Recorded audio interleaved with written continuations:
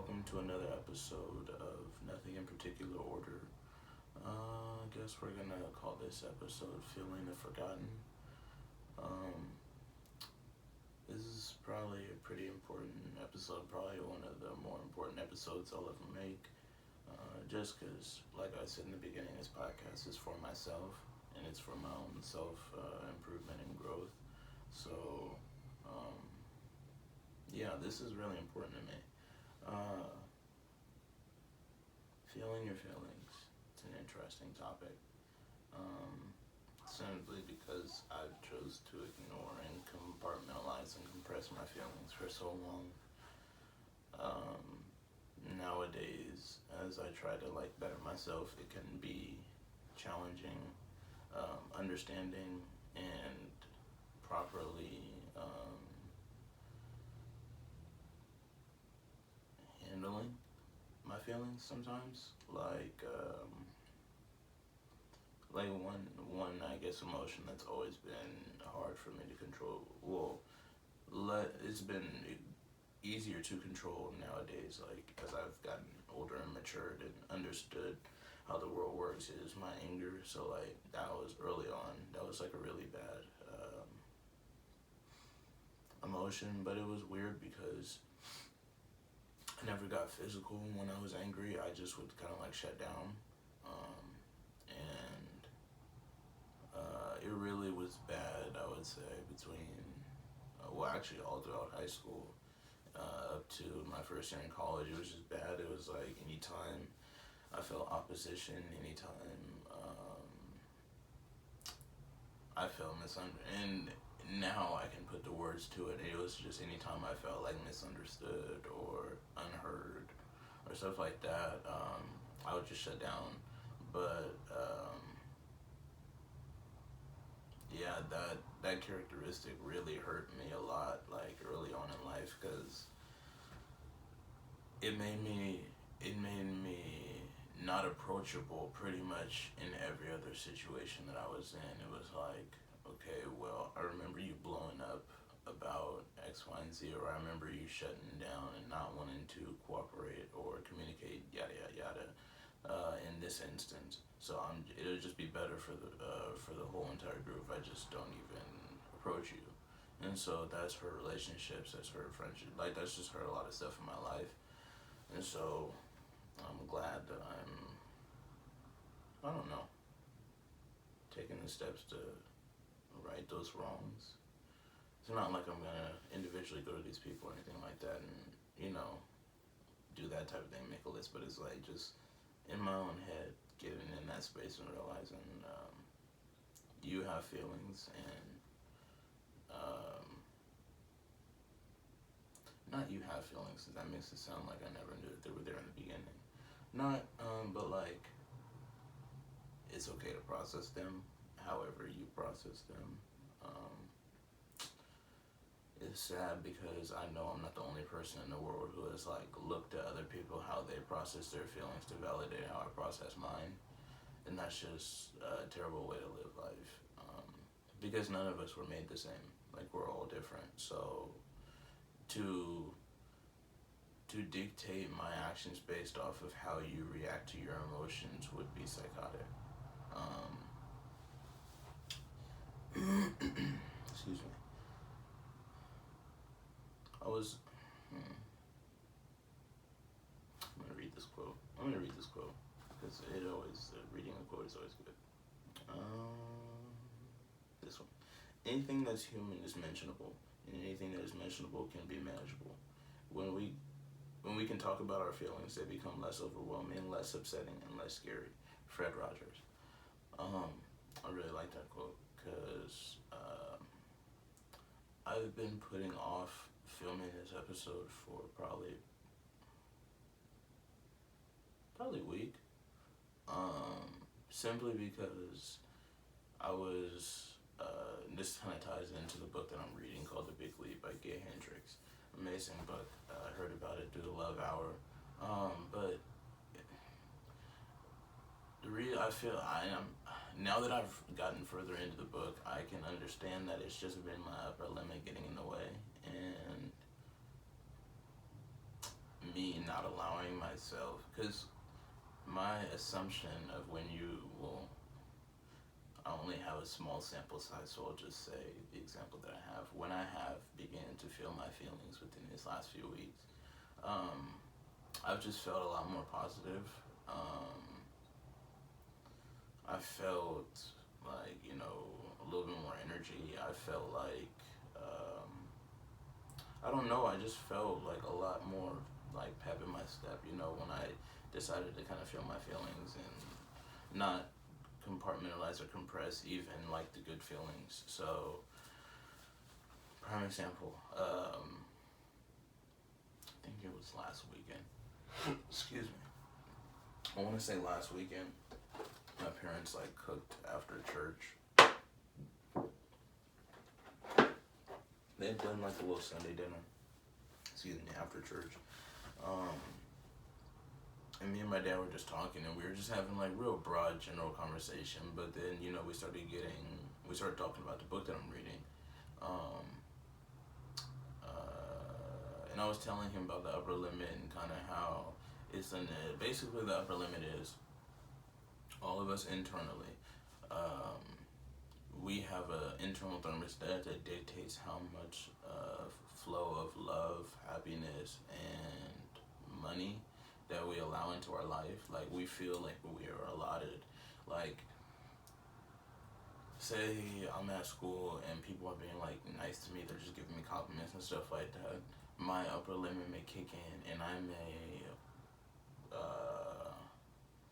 may self-sabotage that by acting out in class when I get sent to the principal's office, so that way nobody can keep complimenting me. You know what I mean? Like, your upper limit, just like whenever you are experiencing a higher level of happiness than you initially has set for yourself, or you initially said, this is all I'm allowed to have. Once you feel the feeling of you're getting close to it, or you exceeded that, then you'll do something to self-sabotage that. And I fall victim to that a lot of times. It's really annoying, because, well, now it's not as annoying because I see it's just like my upper limit, and I'm currently like trying to craft a plan to get around each of my upper limits. Yeah, there's a lot, bro. There's a lot in that book. I really, really hope that you guys check that book out, because it talks a lot about, there's like different fears that keep us in like our comfortable state. And one of the biggest ones that stuck out to me was fear about shining. And when he was explaining it, or really when he like introduced that topic, I was like, I really don't need you to explain it. Like, I can tell you very clearly, this is one of my fears. It's like, you do well, and then like you start doing well in life, and then people you used to kick it with, or people you would consider like friends, they're not doing as well, but you want them to. But either personal stuff is going on in their life, or they just genuinely like don't have the same drive as you. That can weigh on you and make you feel like guilty excuse me, for like doing too good in life. And I feel like that is a shitty feeling on both sides, because like, I don't wanna go about life and then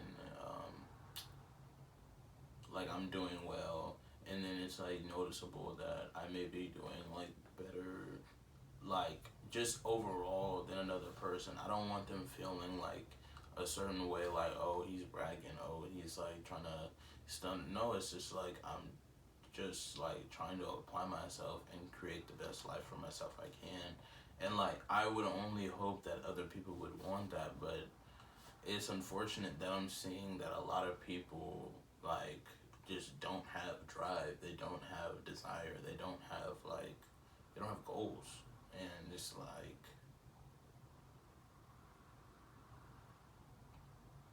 Snoop had a interview a while ago, and he was talking about like stages of elevation, and yeah, I'm gonna have to go back and rewatch it now because like as it's replaying in my head, I'm like, I let that whole entire message go over my head. He was basically saying the gist of it was, because I don't specifically remember what he was saying, but the gist of it was as you start to, he was like, you can survive and thrive initially here with the people that are around you, but as you, he said, as you get closer to the top, your circle initially starts probably like this big, but as you get closer to the top, it just slowly, like just slowly starts getting smaller until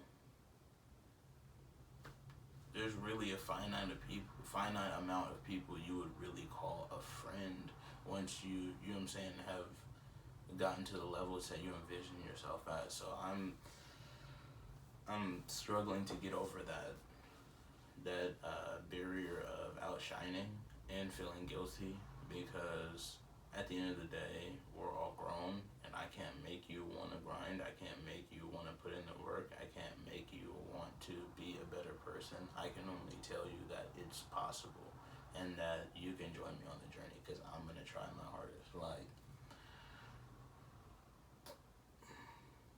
getting this episode out will honestly be a fantastic springboard to my future because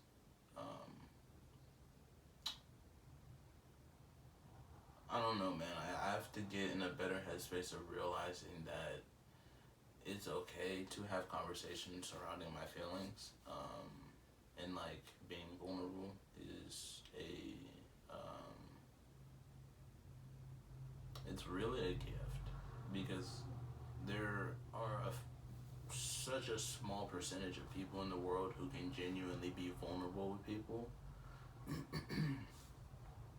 um,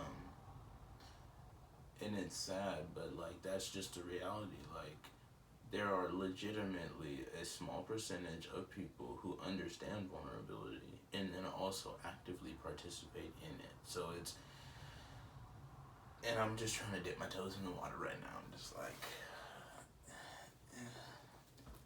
not a whole lot, just a little bit, just to get myself familiar with the area, because one of my goals in the near future is to be married by 25.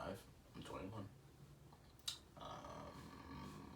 I have to be able to feel my feelings 100%, like understand them, process them, and then put a plan of action or a course of action together in order to, you know, either work through them or, like for example, whenever I get angry, I'm at a point where I can just kind of, I'm just mature enough to like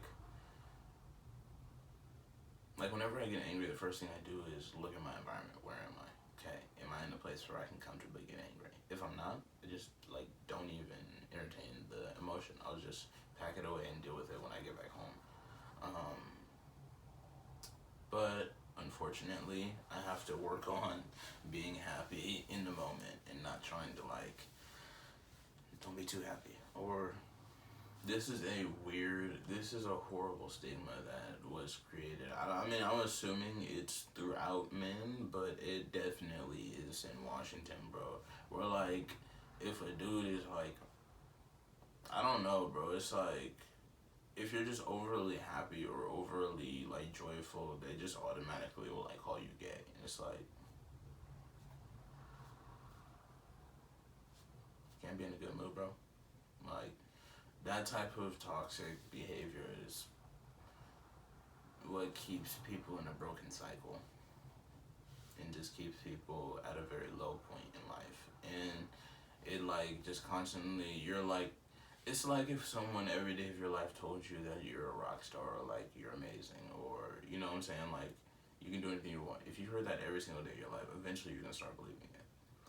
Same goes for if someone's just calling you an idiot or they're calling you gay or they're calling you a weirdo or they're calling you da da da. Like eventually you're gonna start believing all those negative perceptions that people have of you, and then you start living it. You know, so it's like you have to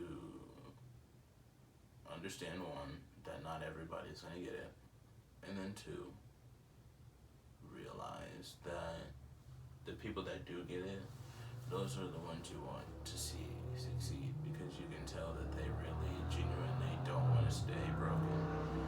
And that was a huge thing for me, is like realizing the level that I want to reach, I cannot be broken. Like, I can't be like, I can't go about it haphazardly, I should say, because nobody's perfect, everybody's broken in some facets. So that was poor choice of words. I just can't go about it haphazardly and not realize that there are much more things at stake the further you get there. Yeah.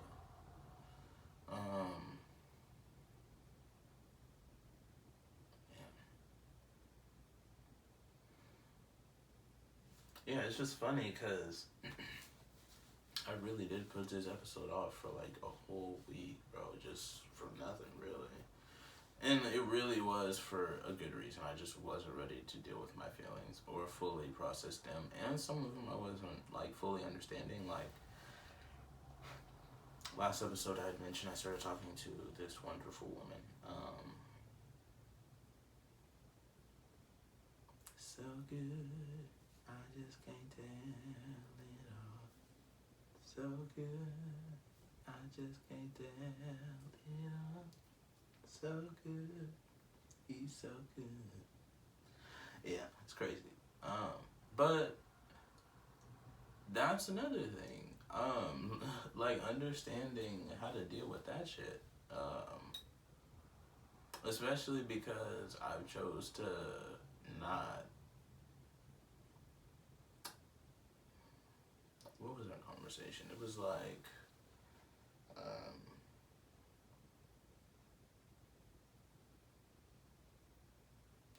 oh, okay. Well, I'll just start here because it's nothing in particular order, so we can start wherever the fuck we want. No, it was like, what did, no, I don't want to start there. Yeah, let's start there. I just asked her. I was like, so what are some like characteristics, or no, what do you look for? What do you look for in a man? What is like your like type? I think I said. And she hit me with the, oh, I got rid of a type a long time ago. Like everybody's different, and it's like it's all about like energy, and it's not your place to judge. Like any like I was like, okay. And then we got further in the conversation, and we were talking about. Oh, okay. Well, no, I don't want to zoom past that. So, like, when she said that, I had a feeling of,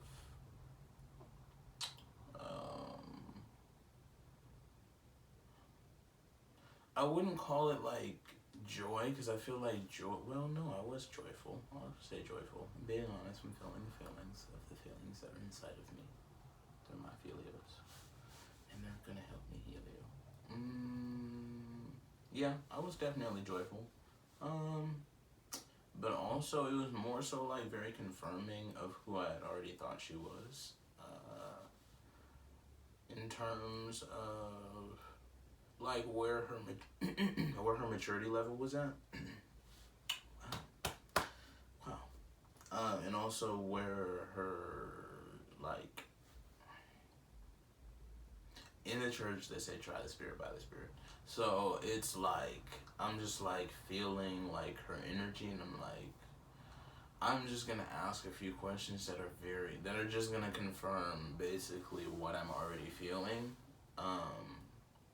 And then I asked her, okay, so like what are some characteristics, what are some qualities, what are some things that you desire your man to have or be, whatever, da da da. And she went on like she literally like was, okay, Mark, you recorded this in your memory on this date. Okay, I'm just gonna basically copy and paste this and put this as my answer. Like, it was dead ass, like, something I would say. It was just basically, like, love God.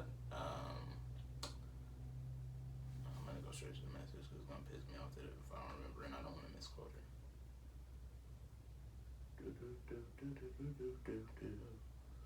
Don't know my name, give a fucking fit, take a minute, cause I wanna find a day.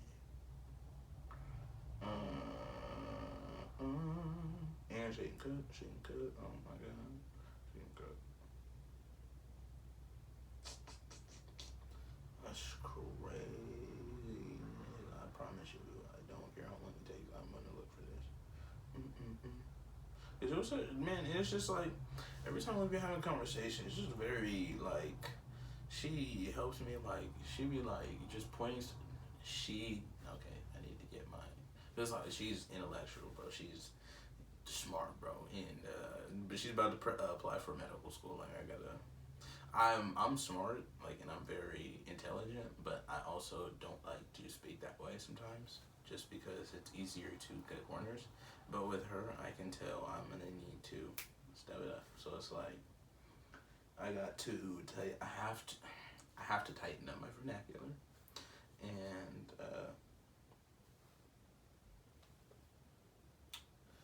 I don't know, man, cause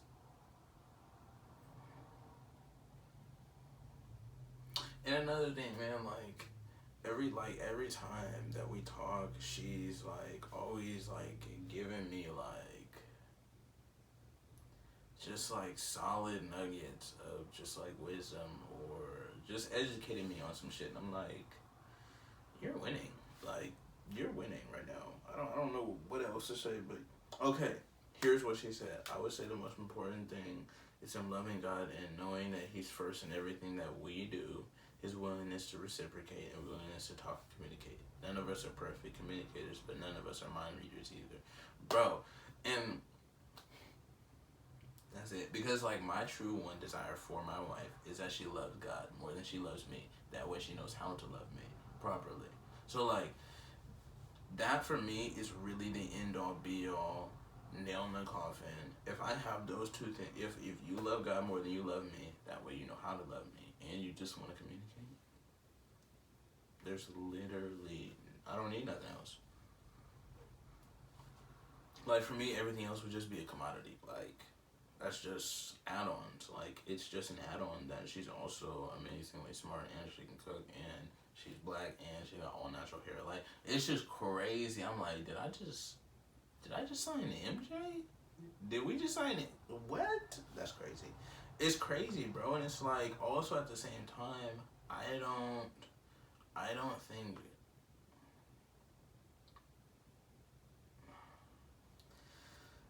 it's. I don't wanna. Yeah, I'm just grateful for God's timing. Is all I'm gonna say. I'm grateful for God's timing. He's super clutch.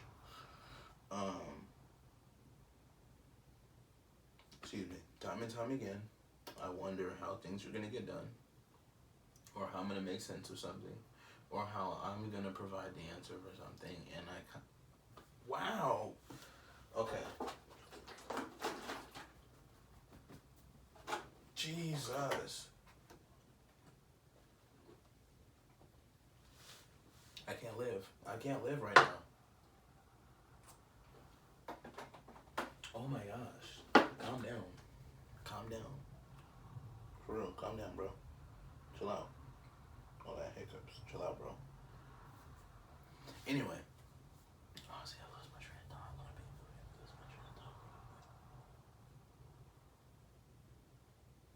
It's deep, bro. Timing. God's timing. It's crucial. It's perfect. What, bro? It's insane.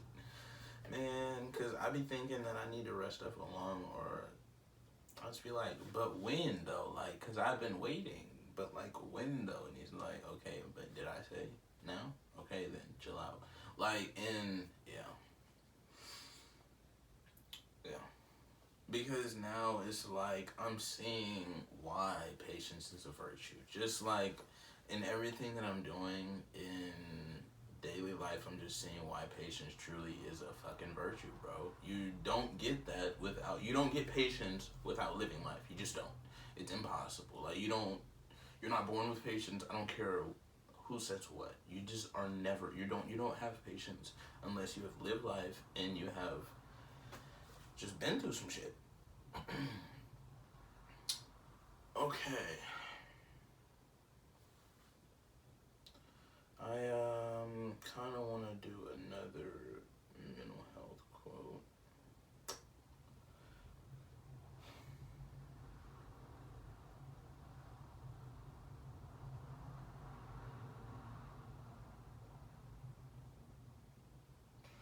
This one, this one, this one.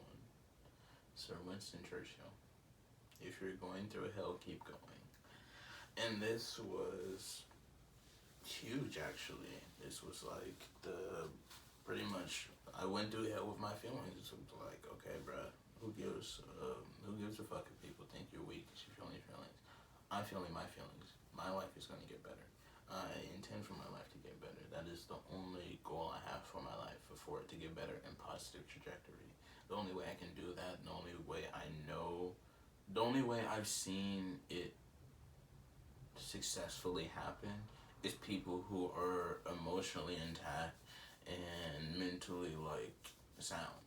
Like, if you are able to, because here's what I believe: if you are 100% emotionally aware, then that means you're 100% able to be empathetic as well as sympathetic. That's what I believe, and so that's my goal. Is like ultimately becoming so emotionally aware that I will be able to, like I said in the last episode, get rid of preconceived notions, get rid of all those judgments that I have of people, and meet people exactly where they are, and understand people, and not always come across as though I'm judging or I'm coming from a place of, literally the only word is judgment. That's criticism, judgment, all the same shit. Like, I just don't want to come off like that. I want to move myself into a space where I'm like, okay, I can sit down and talk literally about anything and not feel I'm losing my time. Not, oh, fuck you, fuck you, fuck you, bitch. Oh, you're a bitch. You are a bitch. You're a bitch. You're a bitch. I hate you. That's why I hate you so much. I literally hate you so much. I hate you with everything inside of me. I hate you with all of my being. I hate you so much. You are the worst. I hate you. I just want you to know that the hate inside of my body for you is real. And you. Because you didn't have to fall out. You just didn't. And now I have to rescan, and I have to add a new track, and then I have to... I'm learning, guys. I'm learning. I should probably do this in a separate space. Also, I probably, god darn it, okay, I'm feeling my feelings. I'm very irritated right now. I'm very frustrated with the events that have just transpired. I was not prepared for that type of catastrophic, yeah. It's okay, because that is part of the process. That is part of understanding that not everything goes your way, ever. Like, it just doesn't. So, suck it up. You have to suck it up. That's what you have to do. You just have to.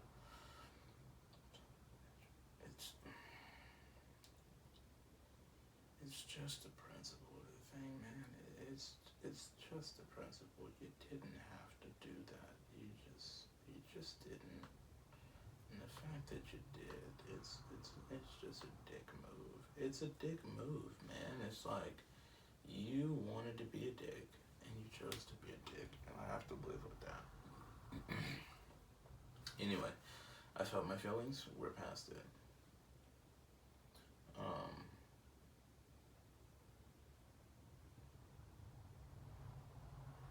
I'm gonna read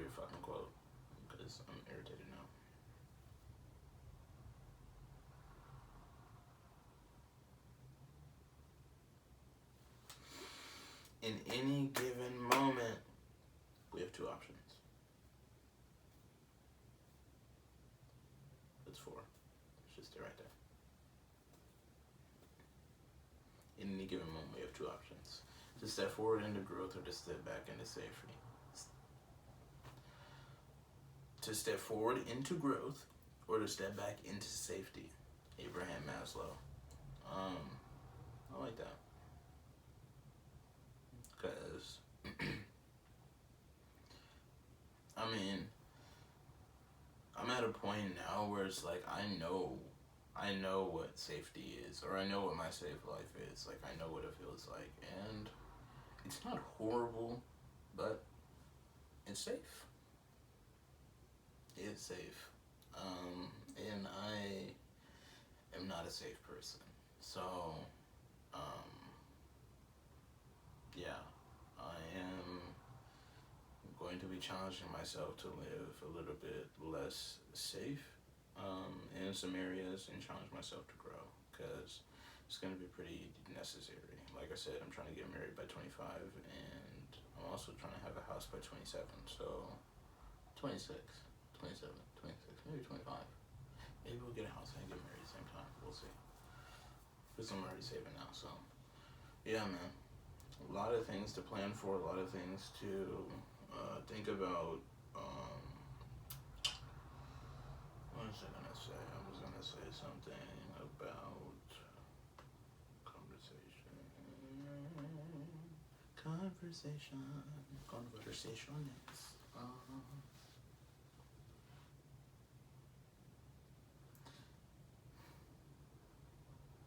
One of the biggest changes probably in my life, and one of the things that I had to kind of like come to terms with, is that I have to start cutting things out of my life that are not contributing positive energy. And unfortunately, it hurts my heart to say it, but that means I can't listen to Lil Uzi anymore. Because through my process of feeling my feelings and understanding why for so long I had suppressed him, I had played back in my head that 2016 was the year that negativity had like truly entered and just literally filled every crevice of my life. Just like, pause. It was like,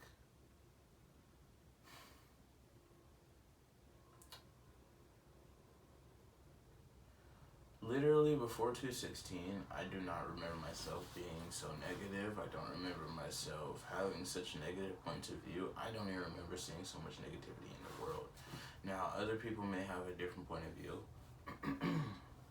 But for me, before Lil Uzi dropped Uzi versus the World, I just don't remember that much negativity.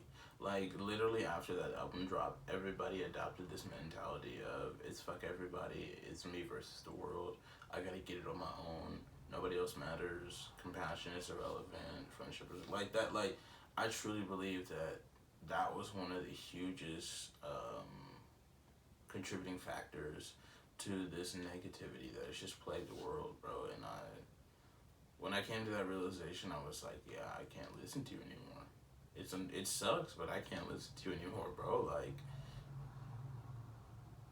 I just can't. Like, it's very clear that you were a huge part of why I turned negative. Like, Uzi was like, for the last like few years, actually since that album dropped, Uzi's been in my top 5. So it's like, yeah, that's crazy, man. You dropped that, and then now I'm just such a negative person. I am literally like changing my whole persona to surround myself with Uzi versus the World. Like, literally, I remember myself like just listening to that album and like really engulfing that album and like trying to, yeah, it was horrible. Like, looking back now, it was horrible. Oh man, can't stay awake, man. It's crazy.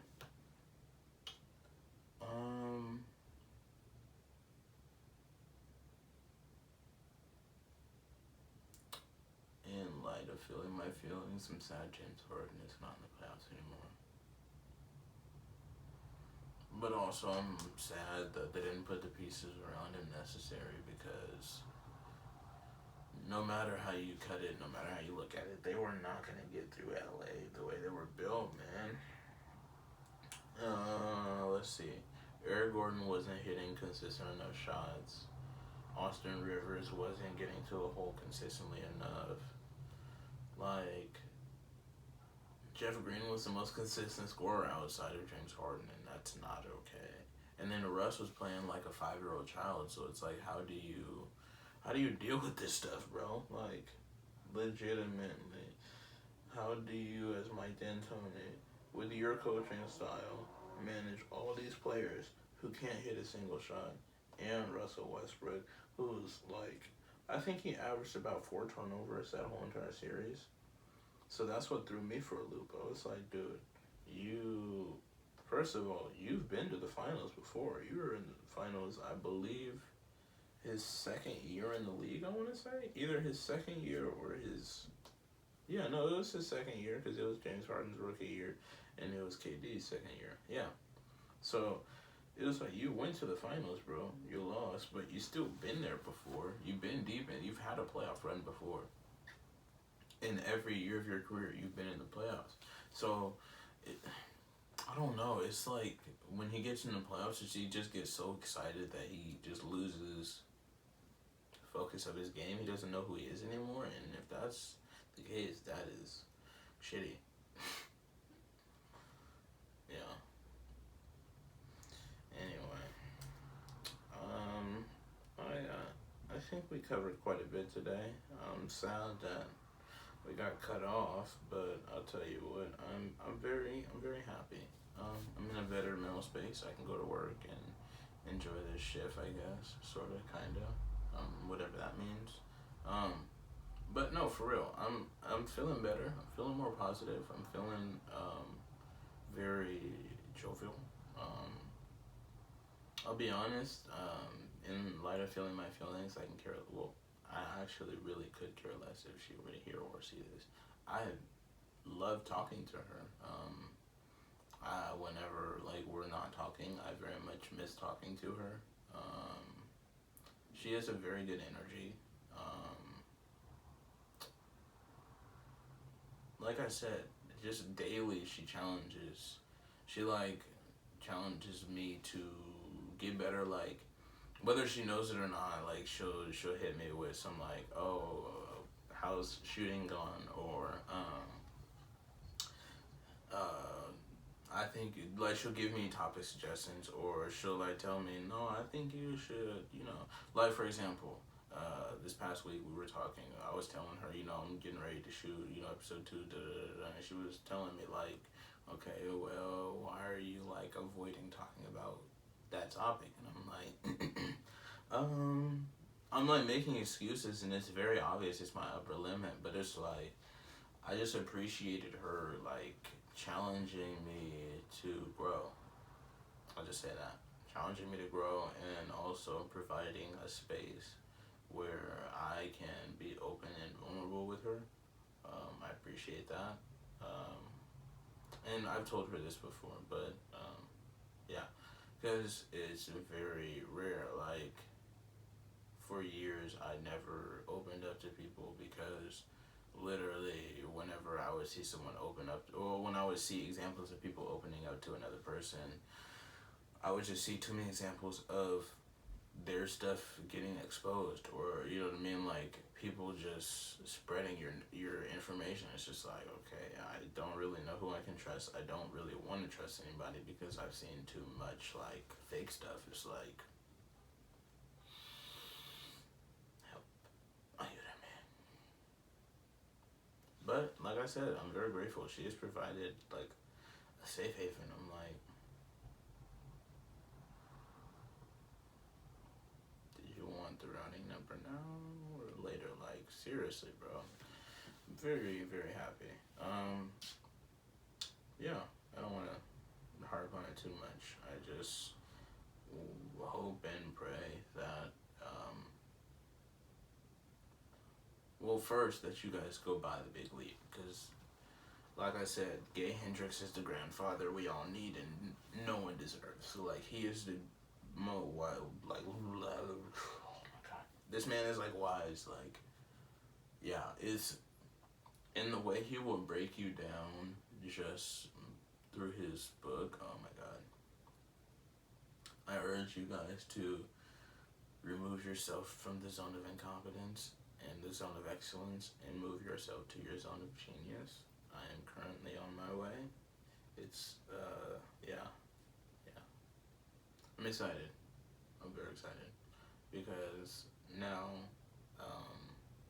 I don't know. It's weird because you get this feeling that there's no light at the end of the tunnel at some point in time, and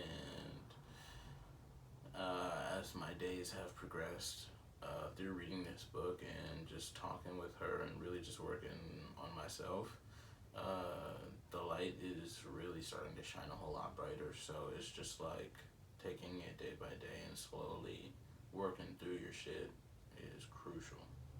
So